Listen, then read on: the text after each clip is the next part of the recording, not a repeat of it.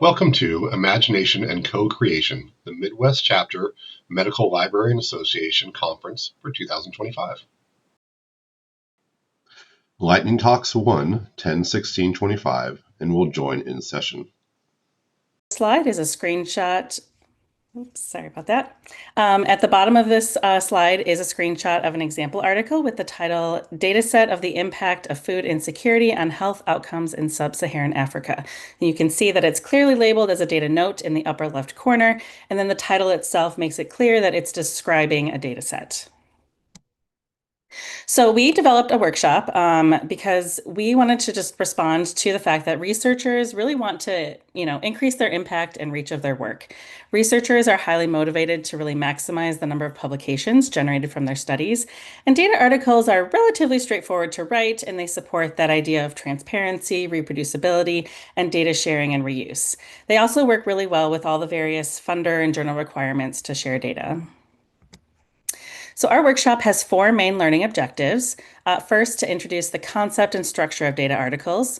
Second, to explore the differences between data articles, traditional research articles, and data sets. Provide guidance on what information tends to be included in data articles, and then discuss considerations for publishing data articles. We used several key strategies in teaching the workshop. So first, we used tables from the article that's called An Analysis of Data Paper Templates and Guidelines, Types of Contextual Information Described by Data Journals. It's by Kim in 2020. And that was used to show the different sections that a data article could include. We also made sure to include lots of examples using screenshots and citations, so that way attendees could really see what a data article looks like compared to a traditional article or data set. And then at the end of the workshop, we asked the participants to download a data article and then answer questions about it to get some practice with exploring a real data article. So to promote the open workshops, we created a newsletter description that was shared widely with different campus units, primarily in the health sciences. We also created a promotional message for our library colleagues and liaisons, and then asked them to share the workshop description with their departments. Additionally, we had a slide promoting one of the workshops, which was displayed on digital screens in library spaces. And then one instance of the workshop that was offered to a specific department, which they actually advertised internally. So here's just a slide that was used to advertise on the digital displays one of the times that we offered the open workshop, which was during Love Data Week. We have now taught this workshop 3 times to a total of 26 people, all done online through Zoom. So we first taught it would have been last summer on 2 summers ago, actually, at this point, on July 31st with the title, Increase the Impact of Your Data, an Introduction to Writing a Data Article. There were 11 attendees, and then in response to the evaluations we received, we did end up increasing the number of examples showing a data article and its related research article and data set. Next, we taught it on November 14th to a group of researchers at our School of Public Health, and there were 6 attendees there. So those were primarily faculty and researchers. And then most recently, we taught it during Love Data Week on February 11th earlier this year, where we had 9 attendees, and then we altered the title slightly to Love Data Week, Increase Your Data's Impact with a Data Article. So just in addition to having 26 total attendees, the workshop recordings have had 6 views so far. This slide is actually a link to where you can view the most 30 recent seconds. recording. And that recording was also includes an attachment of a PDF of the slides. So if you want to take a look at that workshop information for yourself. All 13 attendees that responded to an evaluation noted that they either had a moderate or major increase in understanding of all 4 of our learning objectives. None noted that they had a minimal or no increase in understanding, and we look forward to continuing to teach this workshop when appropriate as part of our catalog of workshop offerings. So thank you very much. Thank you, Sarah. Our next presentation will be by Dora Davis on medical librarians as cultural architects.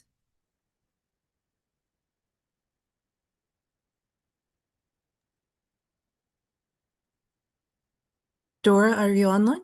Yes, thank you. Dora, you're muted.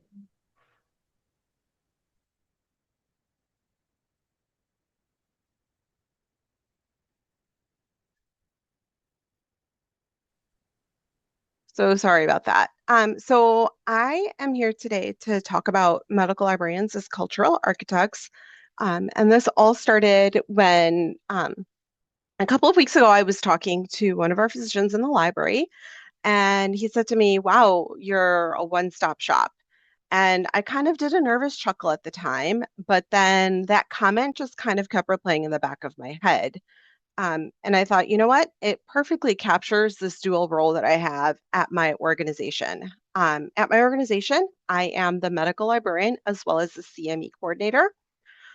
So that's kind of how this lightning start, that's what sparked it. So when I was laid off during the pandemic, I kind of just went home, started doing some nonprofit volunteer work, etc. And then when I returned to my librarian role, I was given only 10 hours a week to work, which all of us know is not enough time to get it all done.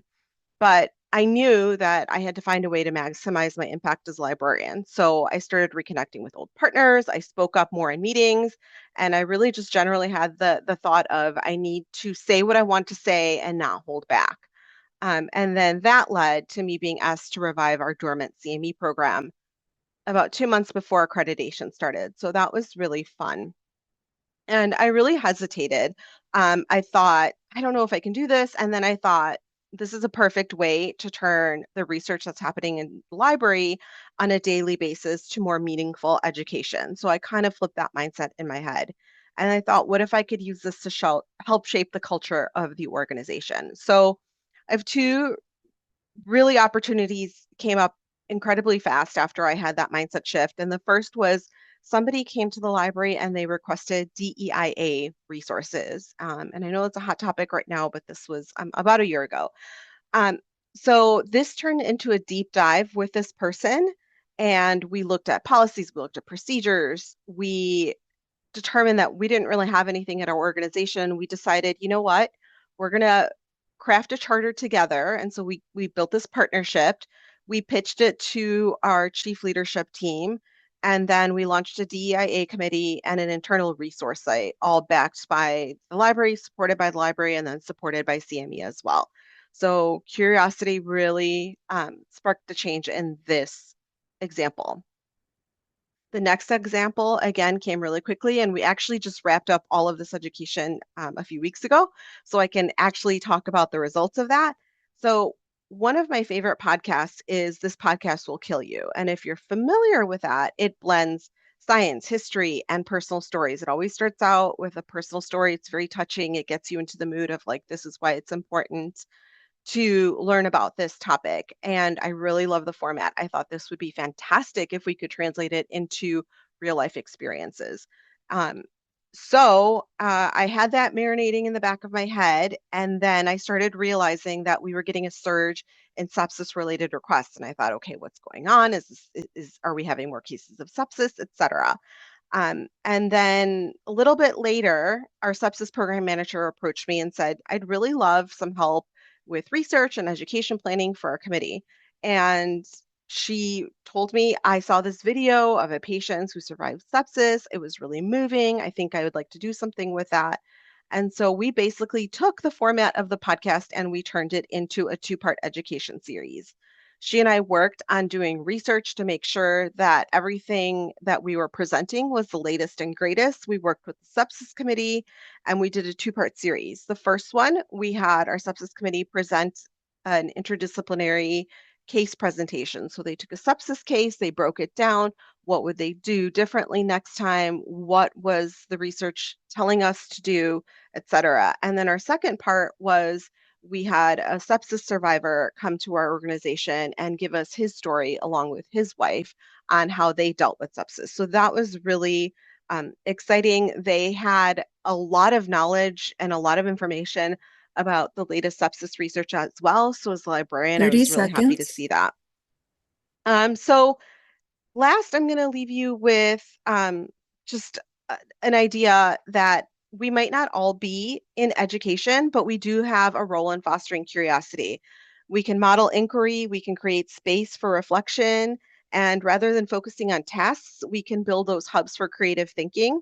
Um, and again, I was hesitant to take the role, but I think if we all kind of put that educator hat on as librarians, we can really make our systems and our education and our culture better.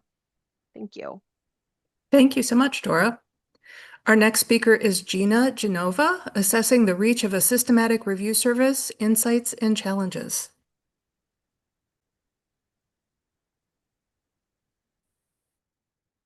All right, let me unmute myself. Can you see my screen?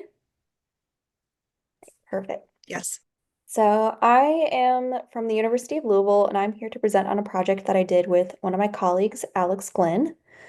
So we were assessing the reach of our systematic review service. So we had several key questions guiding this project. The first was simply, do University of Louisville researchers who publish systematic reviews use the library's evidence synthesis service? Our evidence synthesis service has a bit of a murky history, but it is over 10 years old at this point, so definitely very long standing. And we also wanted to know, just on campus, are researchers aware that we offer this service? If they are aware of but they don't use the service, why not? And more generally, which products and services would be most useful for researchers working on evidence synthesis projects?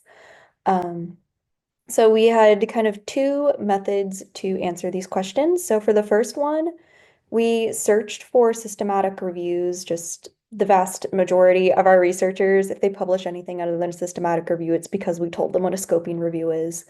So to keep things simple and which will capture most of them, we look for systematic reviews in Web of Science with a University of Louisville affiliation for reviews published in the past 10 years, which time of data collection was 2014 to 2024. And for the other questions, we created a survey and distributed that across campus to try to get feedback from faculty members and other people involved in research on campus. So for Web of Science and the reviews we found, we did find a limited utilization of library services. So there were 394 systematic reviews with at least one author based on the University of Louisville's Health Sciences campus that we found, and only about 4% of them had a librarian co-author. Granted, this does not count for less formal collaborations like one-time consultations or answering quick questions. However, we just don't have a reliable way to track those internally. So we did have to rely on counting those more formal collaborations in which we are included as a co-author. But we did find a very low rate. We also realized, of course, that a lot of these are big multi-institutional projects. And the University of Louisville author may not have had a lot of authority over the team composition, or if a different institutional co-author was the lead, maybe a librarian from a different institution was involved. So we also looked at reviews that had a first, last, or corresponding author from the University of Louisville, because that would be a good indication that there was a little more involvement, a little more authority from the U of L author. There were 194 of those reviews, and the librarian co-authorship rate increased to almost 7%, but it was still quite low. So we realized that the researchers on our campus are not using our services very consistently. So survey says, also one note on this was that several of the departments that published most systematic reviews had never published with librarians. So it was interesting. Unfortunately, we only got 13 survey responses. We tried distributing it through several channels on campus and through the professional schools that we have, and we just were not able to get a lot of responses. However, of the 13, we were able to see that most of them, 7 were not aware that the library offered systematic review or evidence synthesis services. However, of the ones who were aware, they had all used the library services for their last systematic review, and they would be willing to use it again for a future review. So that was promising that at least of the people who knew about us, they were using us. So key takeaways from this project were that University of Louisville researchers who know about the library's evidence synthesis services use them and do seem to be satisfied, just kind of like a proxy for we'd be willing to use it again. Additionally, the services identified in the survey as important for a library evidence of the service were ones that we offer. These were things like search development, searching for grade literature, Covidence access. Those are all things that we already do, so that was promising. Challenging was that it was definitely both just in the 30 numbers of seconds. publications and the survey awareness of our services was quite limited. So the limited survey response really decreases the utility of data. So we did not ask for IRB approval to directly email individual researchers. However, I do think for a future project, we would have had more luck with that than with relying on like these kind of like newsletters and mailing lists. And yeah, in conclusion, marketing, both for systematic review services and surveys, can be very challenging. That's all I have. Thank you, Gina. Our next presenter is Lori Mills, presenting on the pilot of Clinical Key AI in a large healthcare system. All right, thank you. Let's see here. All right, so McLaren Healthcare is a 12-hospital system in Michigan with 5 librarians, primarily providing support to the 7 hospitals with graduate medical education. And Clinical Key AI is a generative AI tool that searches within a closed loop of resources, such as journal abstracts, government publications, and select Elsevier books and journals. And it always provides a linked reference list. If there's not enough information to answer a question, it says so. Our institution piloted Clinical Key AI from July 2024 through September 2025. We reached out to a variety of departments to gauge interest and provide access, though our largest user group was GME. A survey was sent out monthly to all users. The survey included questions about previous AI use, usage of Clinical Key AI, and several open-ended questions about the impact of their use. Most questions were borrowed from Oroville Hospital's Goddard Memorial Library, who had previously trialed Clinical Key AI. We added 950 users by the end of June 2025, and 39 responded to our survey. And here are some of the results. 31 out of 39 respondents indicated previous AI use. 15 different tools were mentioned, with ChatGPT and OpenEvidence being the most popular. Participants used AI in multiple contexts, including literature summaries, teaching and learning, and writing help. A few mentioned— I'm so sorry, Lori. Yeah. Your screen switched to another presentation. Oh, weird.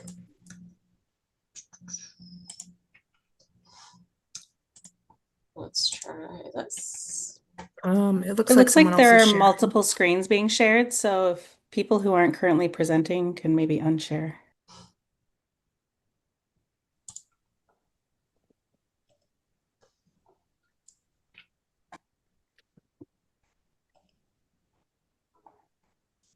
That's it. Thank you. All right, Lori, it looks like you can share again. Sorry to have cut you off mid-patter. That's okay. Let's see. Okay. Okay, so a few of the respondents said you have to verify the information generated, but AI tools can be a good starting point. More than half of respondents indicated using Clinical Key AI more than once a week during the pilot. We studied several use cases, including with our supply chain department in evaluating products and medical devices, with our physicians and patient care, and with residents in identifying materials for studying, though most users indicated using the tool for more than one purpose. Most users clicked through to the references, many of which linked to Clinical Key. 34 felt the answers were evidence-based, though some weren't sure or didn't think the tool fully or correctly summarized the original sources. User impressions were largely positive, with 82% giving it a 4 or 5 out of 5 in overall impressions. In a textual analysis of open-ended questions about Clinical Key AI, many users indicated how fast it generates answers and how easy it is to use. Here's a quote from a third-year resident. "I generally use Clinical Key AI to confirm what I already know. Generally, it has not changed patient care or outcomes, but helps me feel more confident in my decision." Some concerns from other users included not differentiating between adult and pediatric populations well, and missing new trial information for oncology drugs. We asked 2 open-ended questions to compare it to other tools. First, we asked how Clinical Key AI compares to other AI tools. 2 thought it was worse than OpenEvidence, with 1 saying it's not as robust as OpenEvidence, but easier to read the reference material. Another said it was superior for explanation and citation access. One said that ChatGPT is more limited. 4 thought it was similar to other tools, and 9 thought it was better without indicating a specific tool.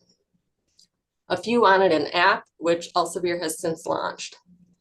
In comparison to non-AI tools, users continue to say how much faster it is. One indicated it's better than Dynamed, but not as comprehensive as UpToDate. Another said it has moved UpToDate to my secondary source of information rather than primary. One still likes UpToDate for the detailed information available.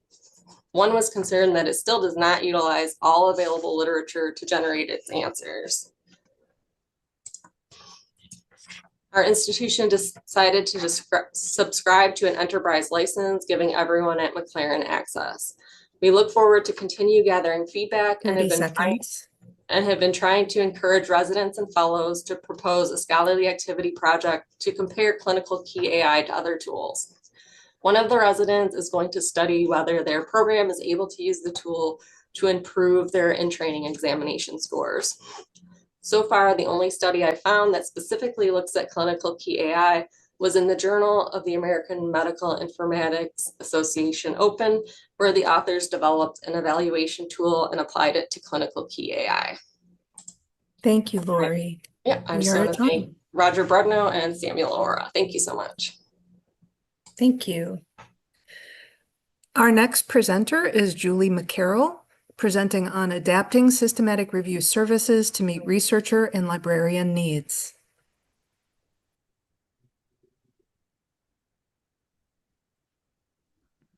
All right, thank you. And I'm joined today by my colleagues Ann Harris and Liz Lord-Beer. To give some context, WMed is a smaller and newer medical school. It was founded in 2011, and we had our inaugural class in 2014. Currently, we have about 2,350 learners, faculty, and staff who in the past year published about 425 journal articles, book chapters, and books. And we're a department with 3 full-time librarians who provide literature search assistance for these manuscripts, which include Prisma-based evidence synthesis projects. And with the number of evidence synthesis papers indexed in PubMed steadily increasing, we health sciences librarians are experiencing a rise in requests for our skills and expertise to create research projects that enhance the manuscript's efficiency, impact, and quality. The estimates of growth vary quite widely. RADA has noted a 3.5-fold increase from 2010 to 2020. SMELA, a 4-fold increase from 2010 to 2020. And Hoffman, a 20-fold increase from 2000 to 2019. So this upward trend is also reflected at WMed, as you can see in this graph of our evidence synthesis information requests by year, divided into our 3 phases of support from 2016 to 21, 22 to 24, and 25 to current. We had our first request in 2016, and the numbers have increased since then, with a high of 23 requests in 2023. So as those numbers were increasing, we realized that the way that we were handling them was not the most efficient, and we needed to kind of pivot and adjust in order to better meet our needs and our researchers' needs. In the first phase, we didn't have a lot of inquiries. The ones that we did get were mostly for systematic reviews. So we spent most of our time learning how to conduct evidence synthesis. We used the 3-day University of Michigan Library Systematic Review Workshop, the Coursera Introduction to Systematic Review and Meta-Analysis course through Johns Hopkins University, the Systematic Review Services Specialization through the Medical Library Association, and other various continuing education offerings. At this time, when we received an information request, we usually responded individually with a standardized email or via Teams if requested. And those Teams meetings typically took about an hour. So as the requests started to increase, it became kind of inefficient to repeat that same information every time to each person. And we needed to kind of pivot to create a more strategic and manageable approach. So in the second phase, we created a step-by-step systematic review LibGuide to optimize our time and make the education process more efficient and streamlined. And in this phase, when we received requests, we pointed researchers to the LibGuide and then followed up and answered any additional questions if needed. If the research teams decided to pursue a review, we spent about 10 hours per request determining project feasibility. So these are things like clarifying the research question, deciding the most appropriate review type, checking to see if there's already a published protocol or review that was the same or similar to their topic, and performing some quick searches in several databases to see if it looked like there was enough literature to support a review. And during this phase, the requests for scoping reviews also increased. About 30 seconds. Yep, our most recent iteration started this year, and as our demand for services grew, we got to a point where our services justified a fee. So like other academic libraries, we implemented a formalized evidence synthesis service using a cost recovery model, which we vetted with peer institutions and introduced at a Lunch and Learn presentation. And this will help us dedicate the time and expertise needed to bring high quality service to our researchers. We also created a scoping review LibGuide and an evidence synthesis service LibGuide that we can direct teams to.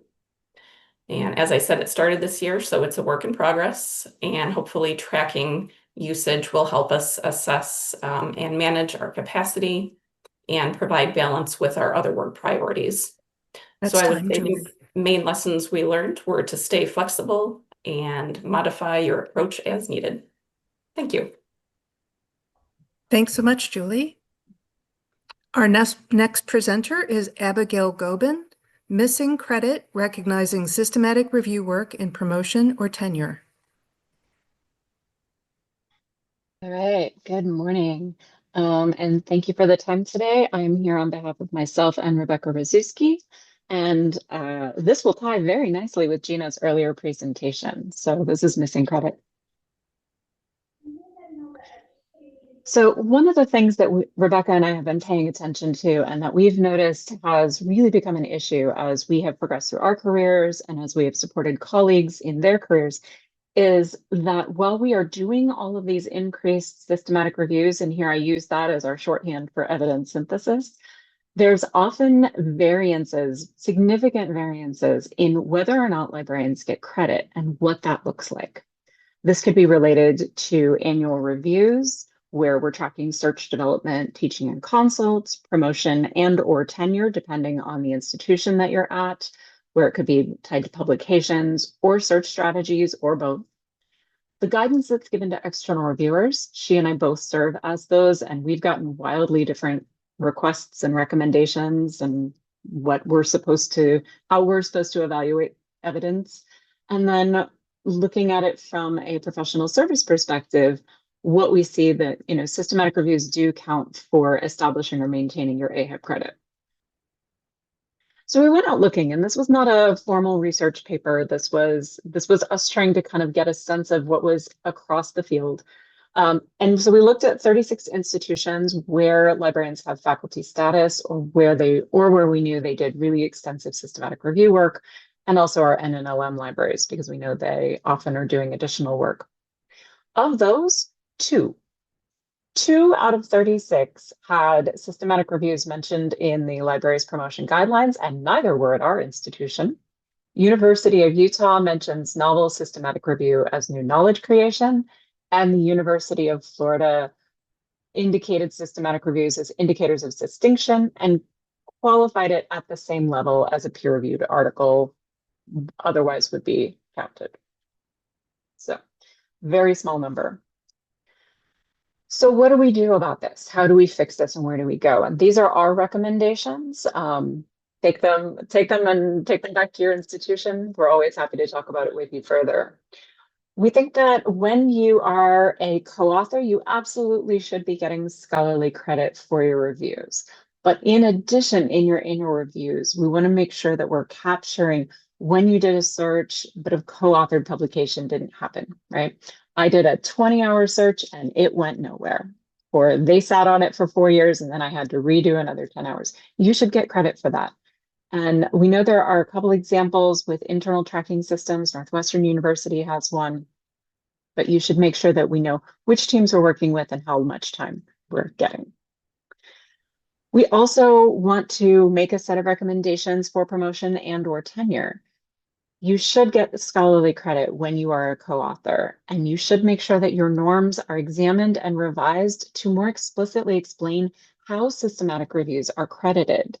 This will help your external reviewers, and it will help anyone looking at your promotion materials going forward. We think we should have published search strategies as additional scholarship. Let's get credit for all of the work that you're doing. But also, because so much of this work is interdisciplinary scholarship and may not be our own scholarship, right? I write papers about HPV. That's not my scholarship. So recognizing independent scholarship and clarifying where the librarian's research is and their collaborative research. And that's what I have for you this morning. I'm happy to field any questions that you may have about this. And if you'd ever like us to come and advocate at your institution, we'd be happy to do that as well. Well done, Abigail. Thank you. Our next presentation is by Laura Davidson, Reimagining Recyclables.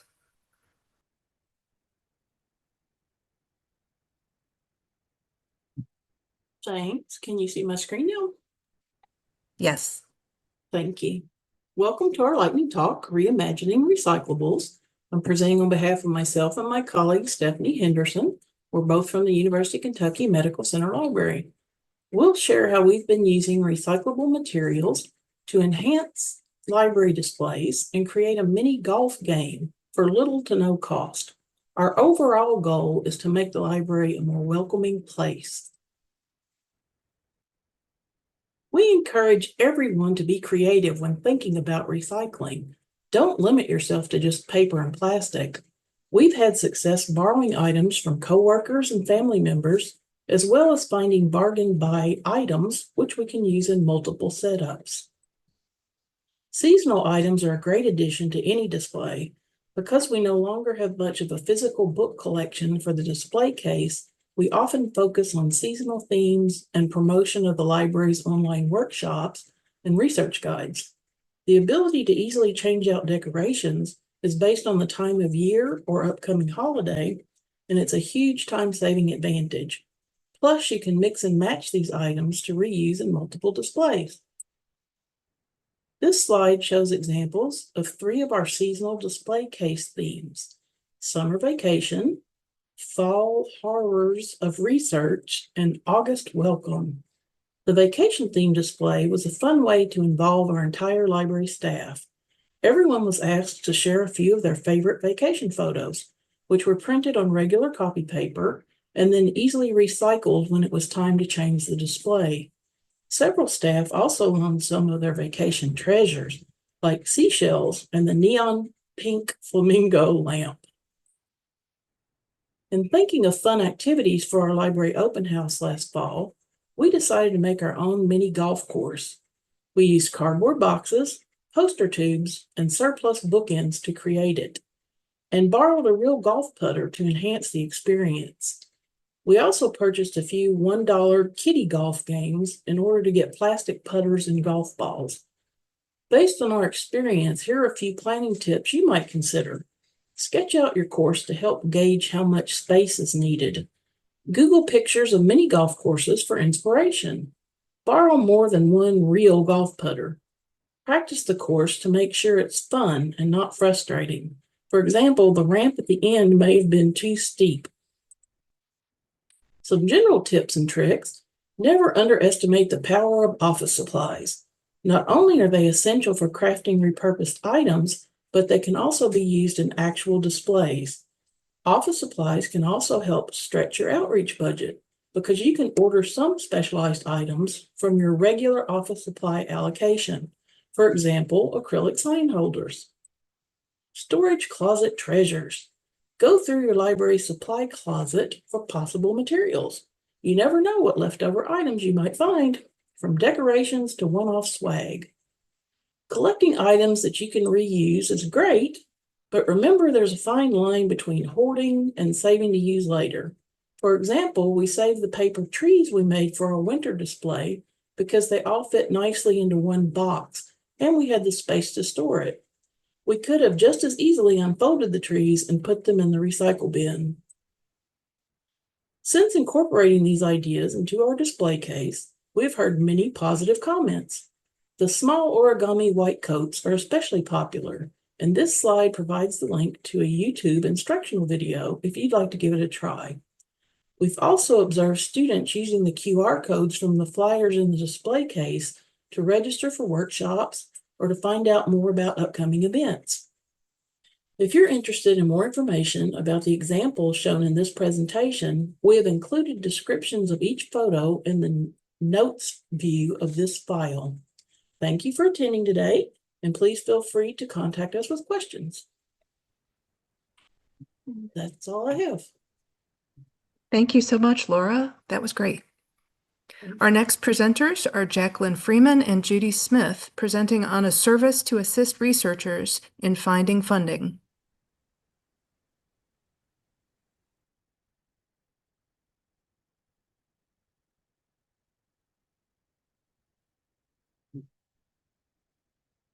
Hi, everyone. It is great to be here with you today. I am presenting on behalf of our great team, Jackie Freeman, who is here, and Merle Rosenzweig, Paul Barrow, and Paul Grashowski. And I'll be presenting on a program that provides campus help for identifying funding. So I'll be talking about our program today and our partnerships, but really an overarching goal is to provide considerations for you for developing or adding to your own research funding services. I'll be talking about our history. I'll be talking about ways that we partner and consult and how we've grown and evolved.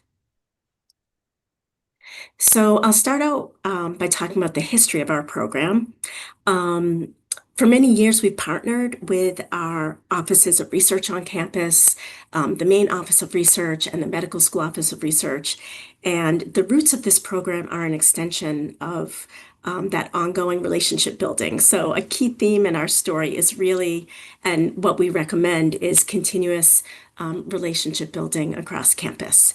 So the Office of Research, the Medical School Office of Research, had a survey back in over about 10 years ago now, communication related, but one of the things that came out of that survey is that researchers really were frustrated about ways to find funding.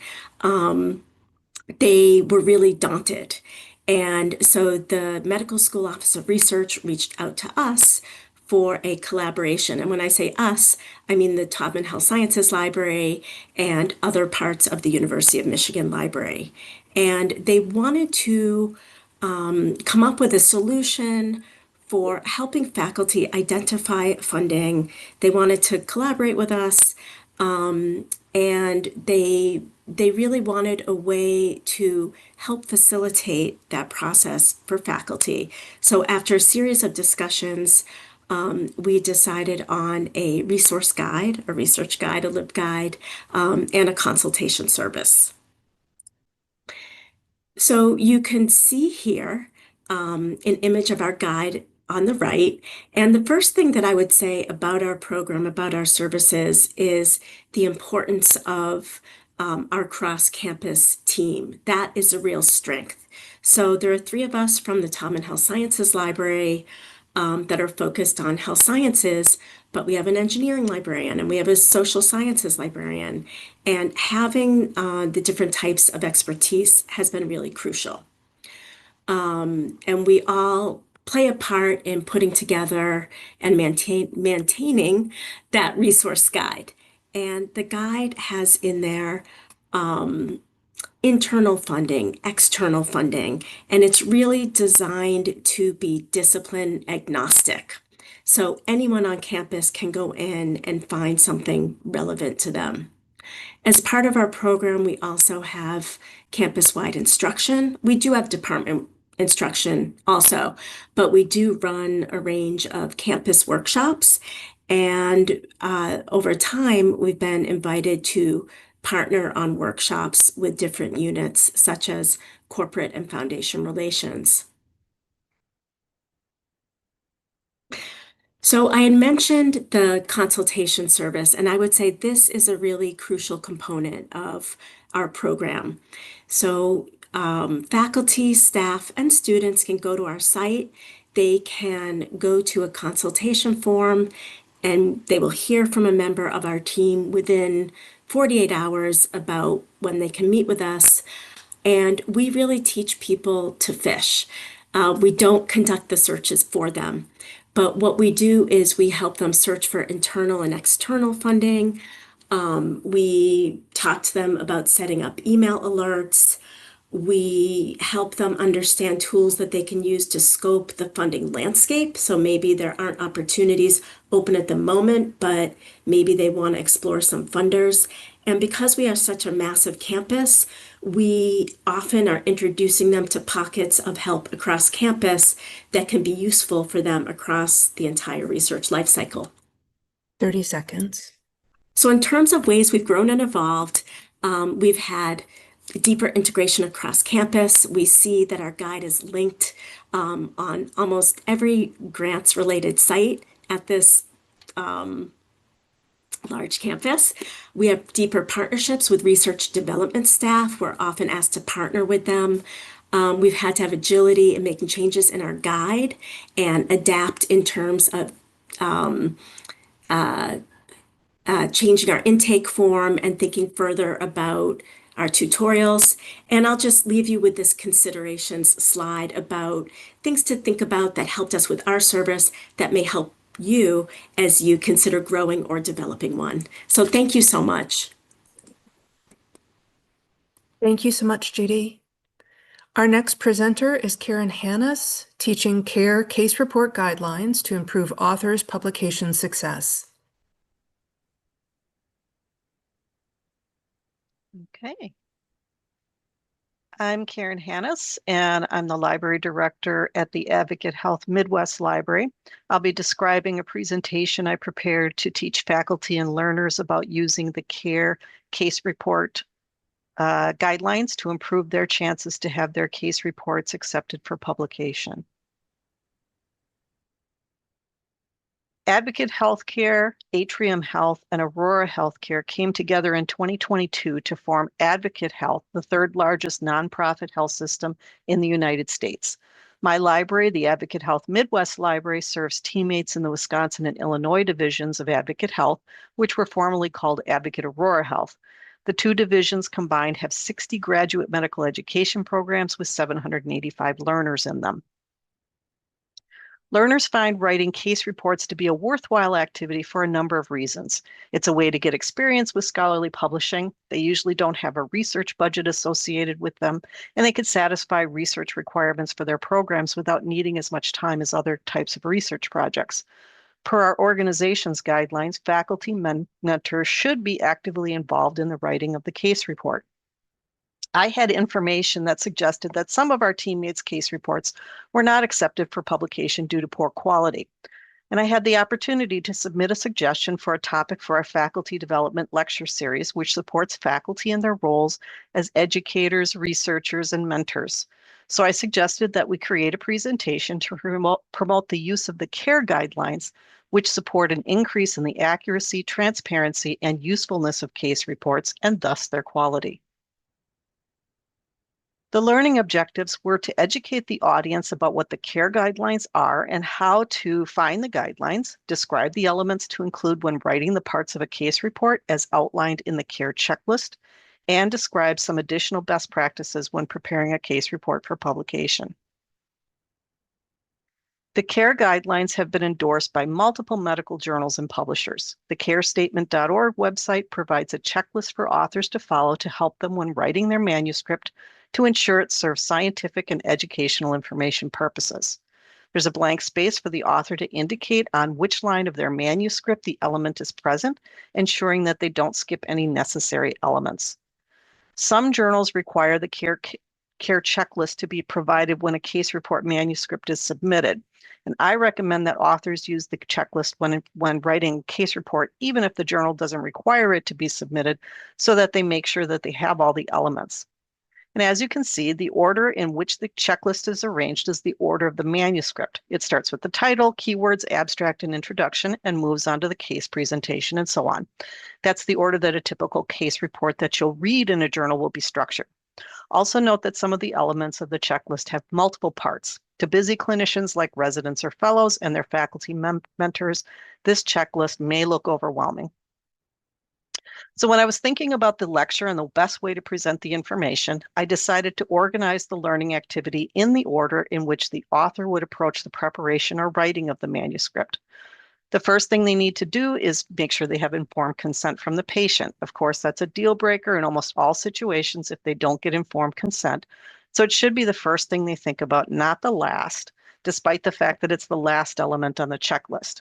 And then they would move on to the elements of the case presentation, which is the bulk of the case report.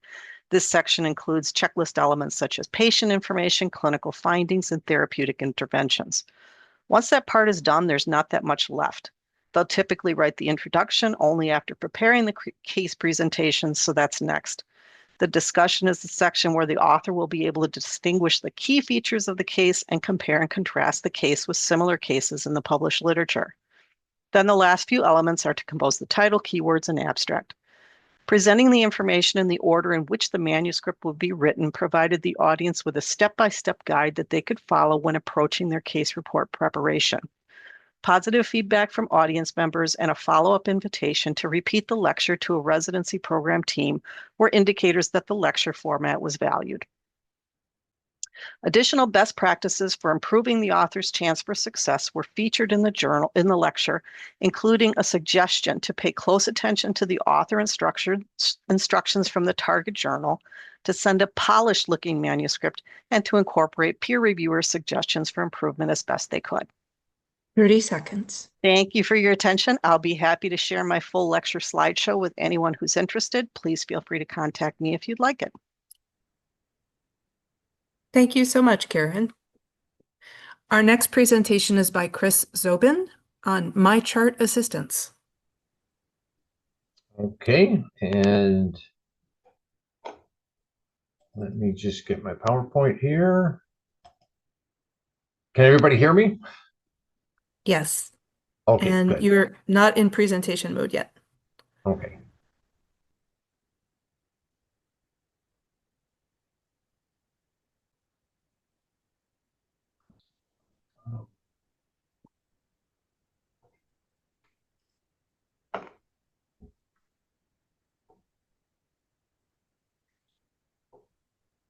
For some reason, I'm not seeing it. I may just have to continue with this, guys. I'm sorry, just for the sake of getting started. In the So anyway, upper left hand corner, it should say from current slide or from beginning. Sorry, everybody. That's okay. Oh, the name of my presentation is MyChart Assistance: No Seniors Left Behind.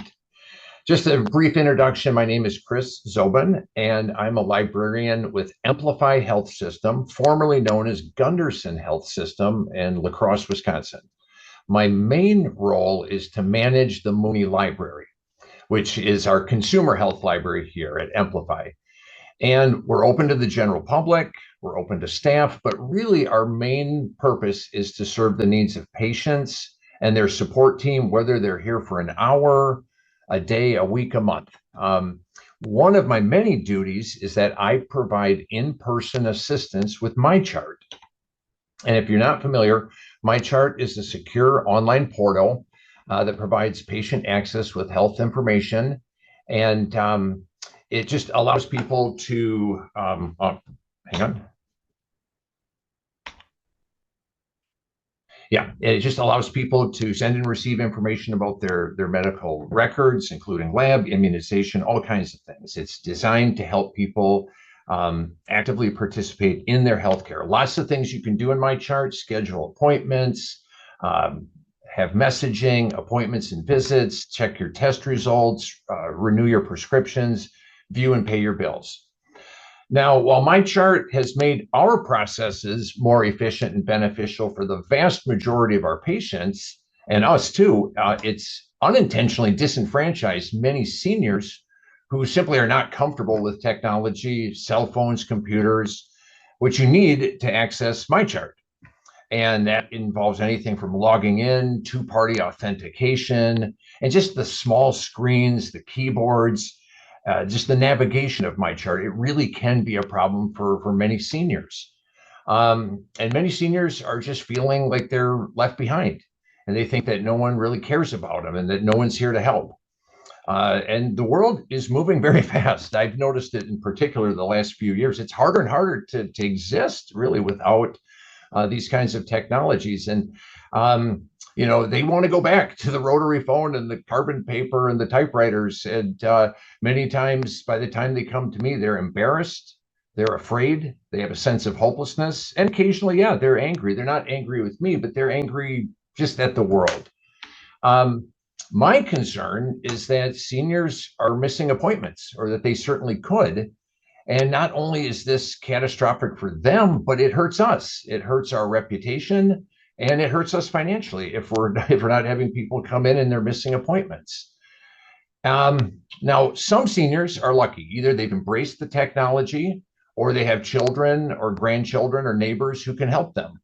But many more are just feeling isolated, and that's where I come in. So the Mooney Library, which is where I work, is designated as a place where people, largely seniors, can come in to receive in-person help with their MyChart.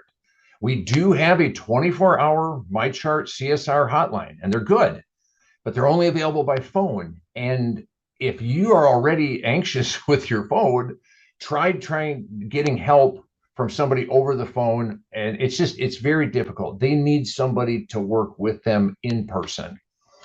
And I'll help with all kinds of issues, from setting up their account to doing a password reset, to getting the MyChart app on their phone, giving them a tutorial of MyChart if they haven't been in it, showing them how to give proxy access to family members, checking their accounts. And then sometimes I'll just help them with their miscellaneous technology needs, their cell phones, their laptops, their tablets, all these things.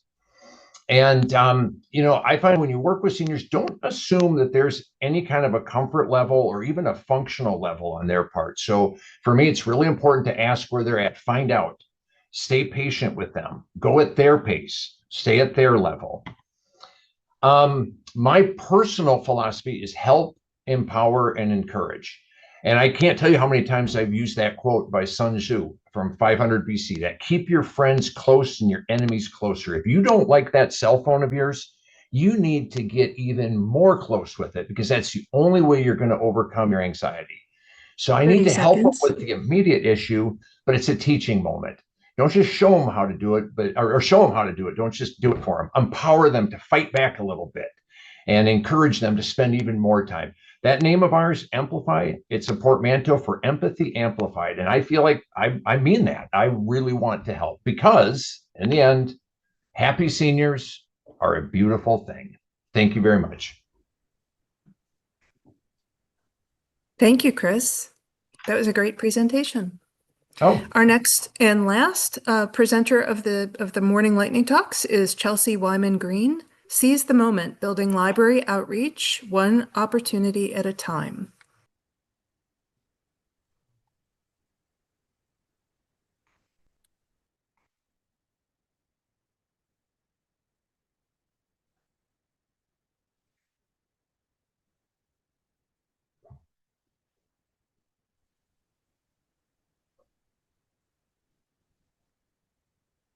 Okay, hello everybody. Am I sharing my screen? Can everybody see this? You're in presentation mode now, thanks. Got it. Okay. Hello, everyone. So I'm Chelsea Wyman Green. I'm the Educational Services Librarian at Amplify Health by Gunderson. So you just heard from Chris, who's one of my coworkers. And I'm going to be discussing some strategies for conducting library outreach when you don't necessarily have a whole lot of time or resources, something I think a lot of people can relate to. So some brief context. So we're part of a large health system and the Health Sciences Library. So Chris works in the Mooney Library. I work in the Health Sciences Library. We serve over 7,000 employees in the Gunderson region. There's only 5 team members. Only 2 of us are full-time in the Health Sciences Library. I manage the Health Sciences Library outreach and marketing, our instruction services, our literature search service. So I'm pulled in a lot of different directions. Our team is busy with a lot of different things. And so it can feel really overwhelming. It's hard to serve 7,000 employees. So what are some kind of key things to keep in mind to make outreach work a bit more manageable? These are some practical outreach strategies that I try to keep in mind in my work because, as Taylor says, my energy is expensive. So just to start off, think small, start small. You can look for small moments of opportunity to promote your library. So one example is we have a Libby collection, and people will pretty regularly email us to ask for a library account specifically to access those ebooks on Libby. And when I email them back, I send them a little bit of information about our print collections too. Some people don't realize we have certain items. They don't know that we can interoffice stuff to any of our locations, and they're not going to utilize things if they don't know about it. So I just kind of tack that on to something that they're already interested in. Meet people where they are. So think about how you can be relevant to what people need right now. If someone asks you for an article on a topic and you know, oh, I've got a really great book that would be helpful, give that to them too. So again, kind of attaching to something that they're already asking for. Automate where you can. So again, with that Libby example, when I send information about our print collection, I already have a little script written up. It's a quick part in Outlook, so that's a feature of Outlook, and I can just plug that into the email so I don't have to write it from scratch every single time. Integrate into existing initiatives. So stay on the lookout for ways that you can support work that's already going on at your institution. And this kind of relates to the next point, which is not reinventing the wheel. You don't have to come up with stuff from scratch constantly. You can support work that's already happening. You don't have to come up with some big plan. And if there's something that you've done before that worked really well, do it again. You don't have to make things more difficult than they need to be. You can repurpose things that you've done before. Show, don't tell. I think this is a big one. So demonstrate your relevance. Don't just tell people, oh, I've got this, this, and this. Demonstrate how you can be helpful to them right now. So if you see someone's working on a project and you think, oh, these resources we have would be really beneficial to them, send it to them, shoot them an email. Build relationships. That goes along with the next one. So leverage relationships that you already have, good relationships that you already have with people, and build on that and use them as your cheerleaders to help spread the word about the work that you're doing. So I don't have time to go through all of these examples, but one that I want to highlight is some work that I've done with our Crime Victim Services Department.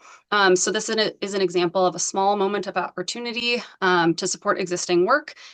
And it helped us develop a relationship and build on that relationship. So several months ago, we had Governor Tony Evers visit Amplify in La Crosse for a roundtable where Crime Victim Services was talking about the work that they were doing. And I got to sit in on that event and observe. And afterwards, I emailed them to say, hey, we've got some really great resources in the Health Sciences Library to support you as staff in the work that you're doing, as well as some resources in the Mooney Library to support the people in our community that you're working with. They really appreciated that, and it led to us creating a couple of displays in both of our libraries.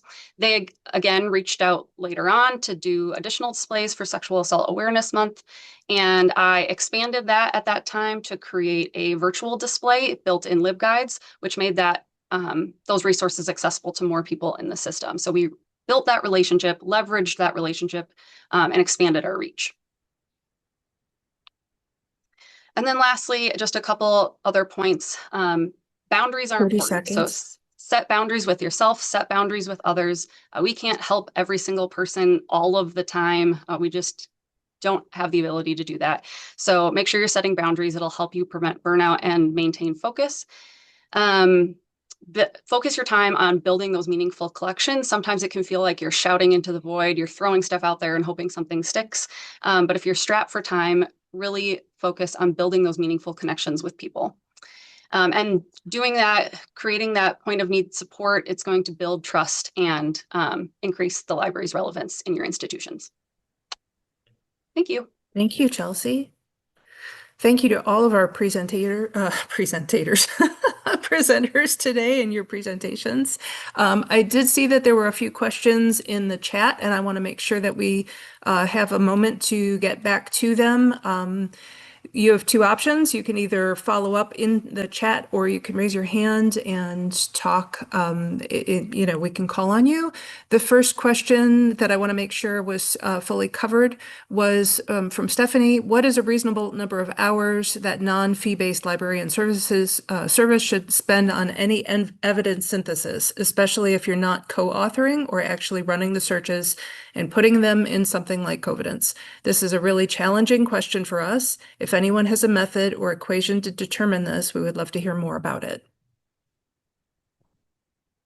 And again, I noticed that there was a lot of talk, but please, if you have anything else to contribute, feel free to raise your hand or jump in.